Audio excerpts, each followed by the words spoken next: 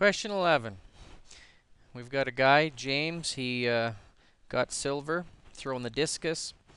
In the finals, he threw the discus 6 times. And if you added up the distance, you'd get 431.94 meters after you added all those 6 throws together. But about how far did he throw each discus? All right, so we've got ourselves an estimation question here. So we've got to find out about. All right, so there's a little trick here though. We don't actually have to use total estimation here. We can divide. And what we're going to do is we're going to divide the total distance by 6. And that means we're going to figure out the average distance that he threw it each time. He did throw a totally different, 6 totally different distances. But when we do this averaging thing, that's basically an estimate of how far he threw. All right, so it's not exactly how far he threw each time. It gives us an average. That's why we can use the about when we're asking that question. Okay, and we can actually use division. We can use, maybe I'm going to bring that down a little lower. We can use long division to help us. We don't have to use just our brains and guessing. Maybe I'll bring that down even a little more. I want to make sure you can see all the numbers. All right. 431.94 meters divided by 6.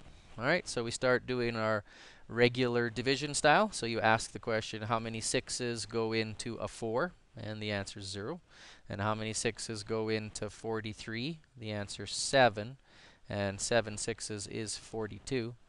You subtract it and you get 43 minus 42 is equal to 1.